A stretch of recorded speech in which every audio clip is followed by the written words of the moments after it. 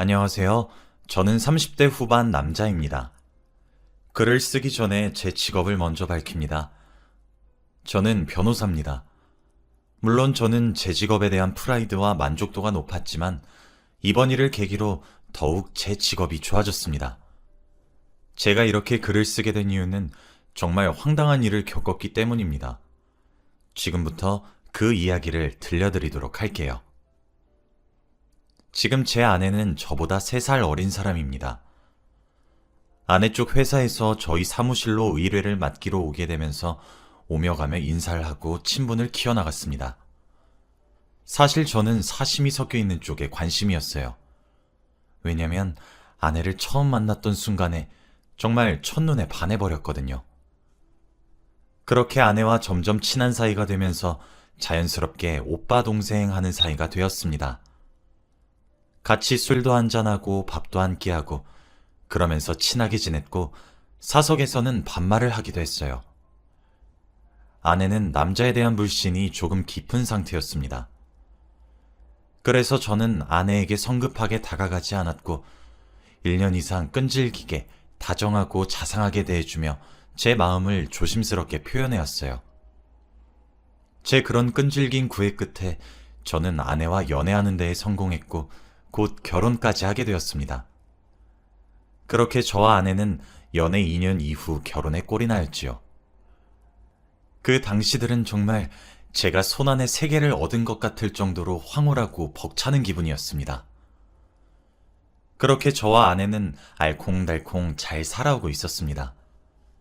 그런데 몇 달 전부터 아내 행동이 조금 수상하더라고요. 왜냐하면 제 아내는 거짓말을 하면 티가 많이 납니다.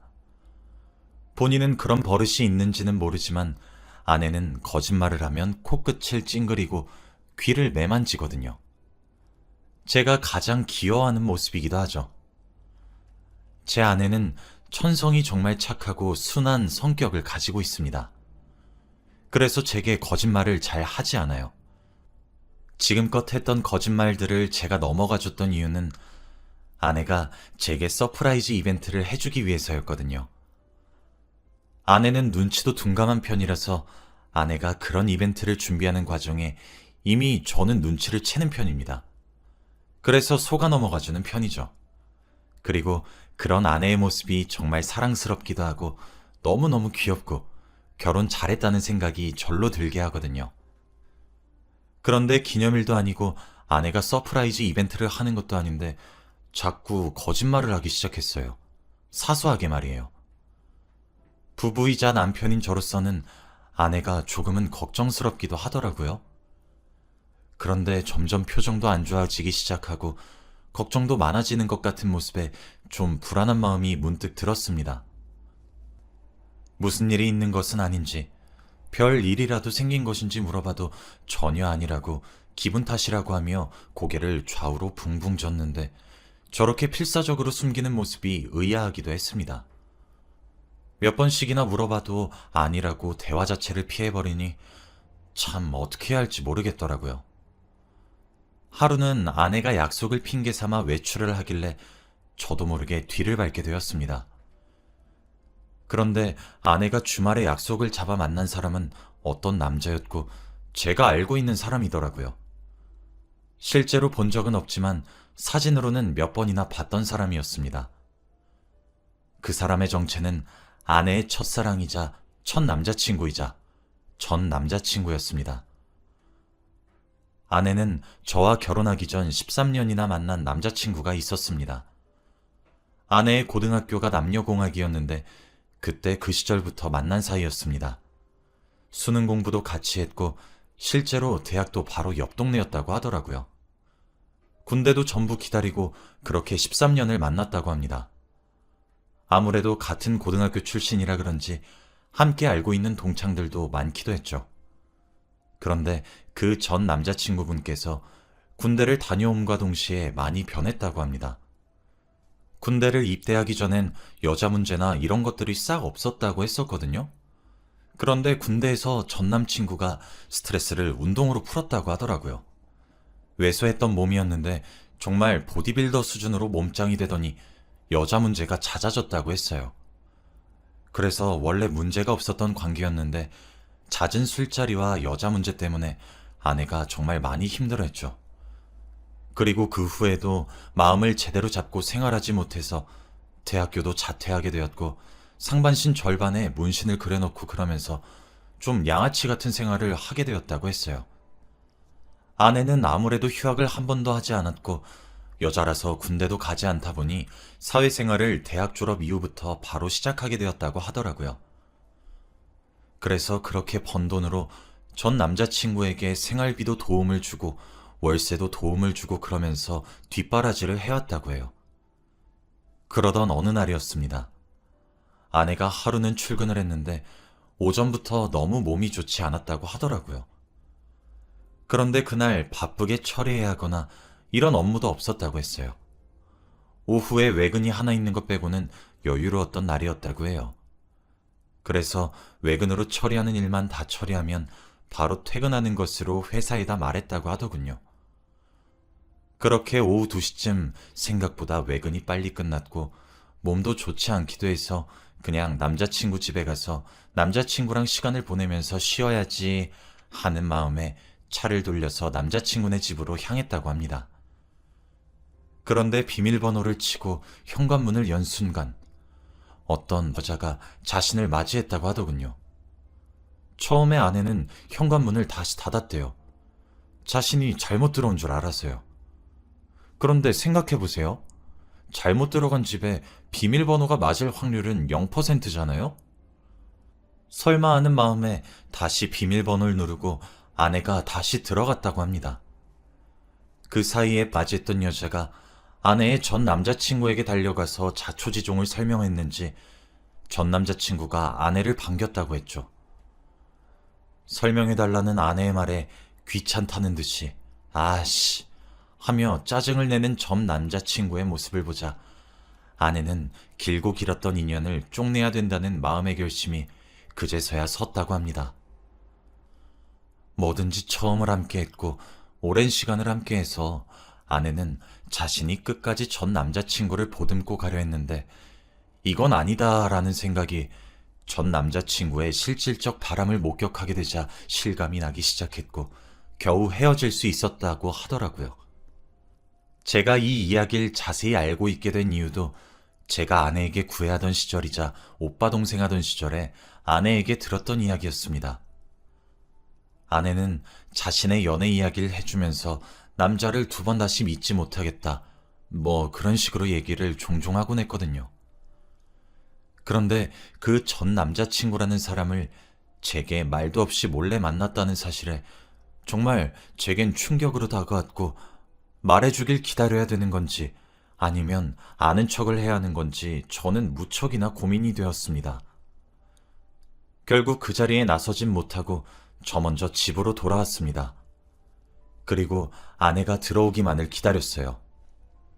아내가 도착하자마자 저는 누구 만나고 왔어? 라고 질문했습니다. 아내는 코를 찡긋거리고 귀를 매만지며 아, 그냥 친구 라며 말끝을 흐리더군요. 저는 솔직하게 말해줄 순 없을까? 라고 물었습니다. 아내는 한참을 생각하는 듯 하더니 이내 한숨을 깊게 쉬고 제게 진실을 말해주기 시작했어요. 알고 보니 아내에게 전 남자친구가 연락을 해왔다고 하더라고요. 사실 그 연락도 꽤 오랜 기간 해왔다고 했습니다. 저와 연애하던 시절에도요. 아내를 그렇게 보냈던 지난날을 너무 후회한다고 한 번만 기회를 달라며 그런 식으로 숱한 연락이 왔다고 하더군요. 저는 아내를 만난 이후 처음으로 크게 화를 내며 물었습니다. 왜 미리 말을 해주지 않아서 사람을 바보로 만드냐고요. 그런데 아내는 자신이 13년이나 만났었던 남자가 있던 사실도 흠처럼 느껴지는데 그걸 다 감싸준 제게 또다시 그 사람 이야기를 할 엄두가 나지 않았다고 울면서 이야기를 하더라고요. 참 순한 사람이라 그도 그렇겠다 싶었어요. 그런데 제가 정말 아내 이야기를 들으면 들을수록 놀라 자빠질 것 같더라고요. 아내는 저와 연애를 하는 도중에도 전 남자친구로부터 오는 연락을 전부 다 거절했다고 합니다. 흔들리지 않았다면 거짓말이었겠지만 적어도 똑같은 실수는 반복하면 안 된다는 일념 하나만으로 그 유혹들을 버텼다고 했습니다. 그런데 저와 결혼을 하고 난 이후에도 종종 연락을 해오기 시작하다가 어느 순간부터 연락을 하질 않더랍니다. 그래서 아내는 그 남자가 정신을 차렸구나 하고 말았대요. 그런데 몇 달 뒤 전 남자친구가 연락이 와서 아내에게 만나자고 했대요. 그러면서 하는 말이 자신이 몸이 너무 좋지 않아 병원에 가서 건강검진을 받게 되었는데 건강검진 결과 대학병원에서 정밀검진이 필요하다는 결과가 나왔다고 했다더군요. 그래서 정밀검진을 받게 되었는데 암에 걸렸고 이미 치료하는데 많이 늦었다는 이야기를 들었다고 합니다. 그러면서 아내에게 한 번만 만나자고 했다고 해요. 자기 인생을 돌아보니까 제 아내가 인생의 절반 정도는 차지하고 있는 것 같고 너무 큰 부분이었다고.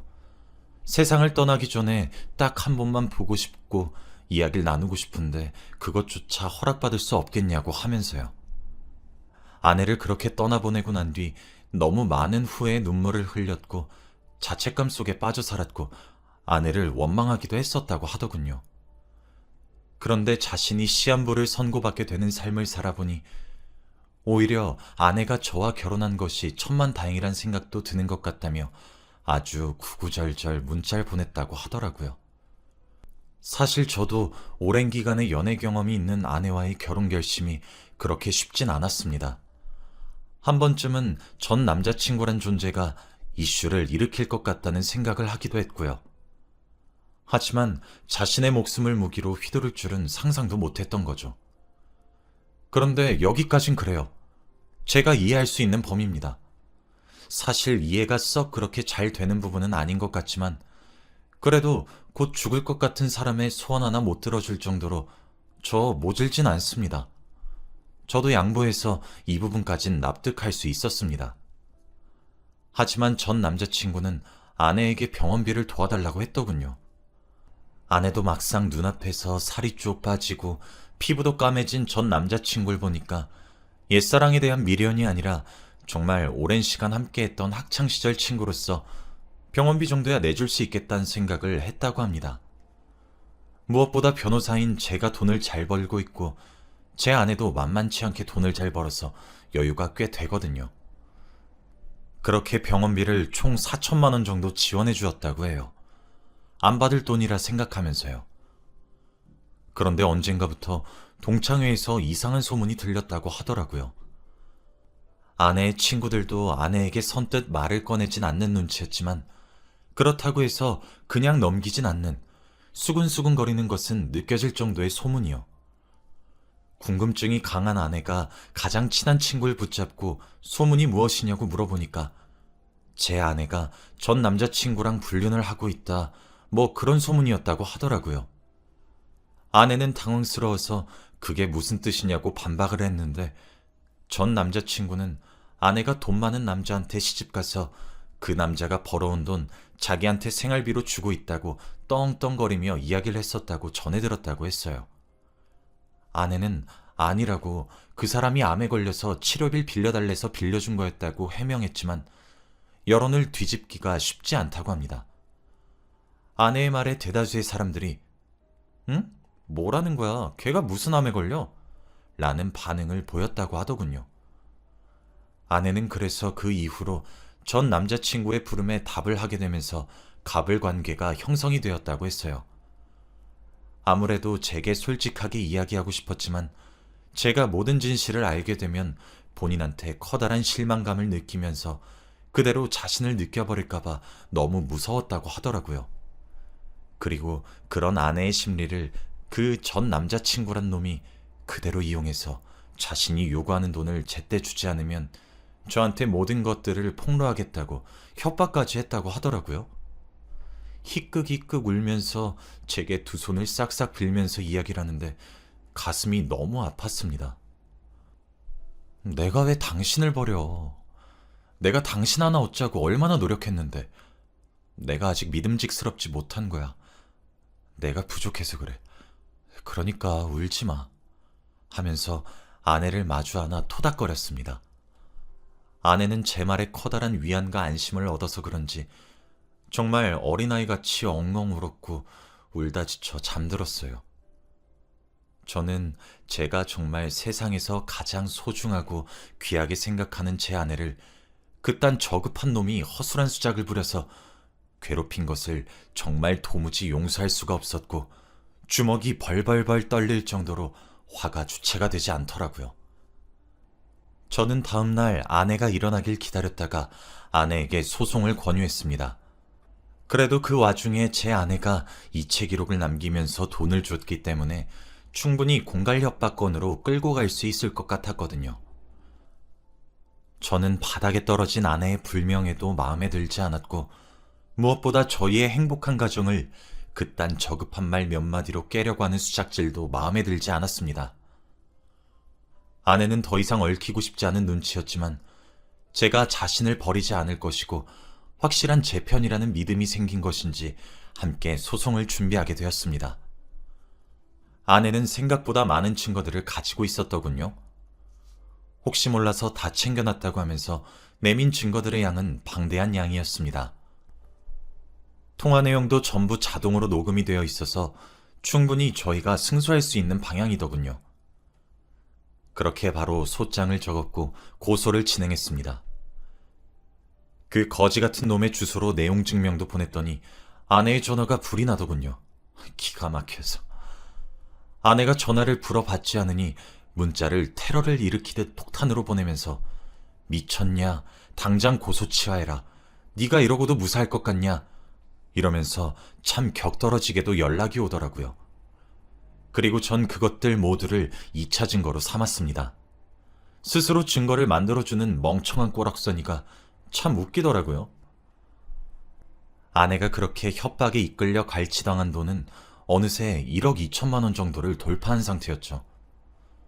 당연히 1심에서 저희가 승소를 하게 되자 그쪽에서도 합의하자고 손을 내밀긴 하더라고요. 저도 제 아내를 그렇게 괴롭힌 놈 얼굴이나 제대로 보자 해서 만났습니다. 그놈은 그쪽의 부모님이 같이 나오셨더군요. 뭐 심은데 뭐가 난다고 그놈의 부모님도 제 아내를 보자마자 하는 소리가 뭔지 아십니까? 네가 어떻게 내 아들한테 그럴 수가 있니? 매정한 년? 이었습니다. 합의를 원한다는 입장에서 그렇게 큰 소리를 치니까 제가 참 어이가 없더라고요. 제가 이 사람 남편입니다. 언행에 주의하세요.